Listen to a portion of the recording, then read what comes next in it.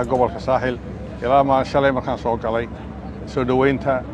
iyo gacmaha furan ay nagu soo dhaweeyaan iyo waqtigaba qofkaan aragba waxay ku tahay dekadun bay ku tahay laakiin maanta way ka duwan tahay qalbigii maahine wadnaha weeyaan wadnaha la'aantii jirku ma shaqayn karo Soomaaliland wadnaheegu waa halkan inaynu wada ilaalino oo hore loo mariyo oo culayska waliba intaa soo maray imiga koritaanka geeska Afrika iyo Soomaaliland iyo inta ku xidhan tahay qaadi maysa intan iyo laakiin waa inay leedahay aragti aan leenahay inaynu mustaqbalka ay noqoto dekada East Africa kuwa ugu waaweyn inay noqoto haddii la yiraahdo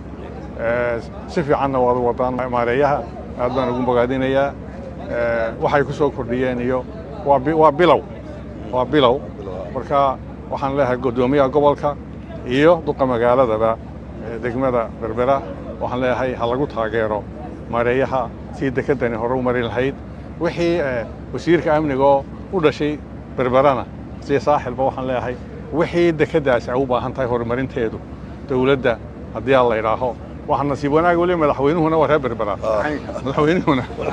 waa reer Berbera marka waxyaalo badan baa isla heshay Berberiye dekada iyo dadweynaha reer Berberaba loo duceeyo ilaahay waxaan ka rajaynayaa inay noqoto dekadaha ugu waaweyn adduunka haddayna wax qabsan cid wax way noo qaban mayso cid wax noo qabanaysaa ma jirto waa inaan isku tashanaa waa inaynu wax qabsanaa waa inaynu dekadeennaana hore u marinaa maareeyaha iyo maamulka gobolka iyo degmadaba waxaan ku boorinayaa inay gacan weyn ka siiyaan sidii dekadaasi aanay carqalad u yeelateen siday hore ugu mari lahayd shaqaalaha dhammaantood mar labaad dadweynaha gobolka degmada Berbera iyo guud ahaanba gobolka saaxilna aad iyo aad baan wada salaamayaa Allah idin nabadgeliyo annagana noo duceeya in Ilaahay Soomaaliland horumarkeega aan ka wada shaqeyniyo danteena inaan garanno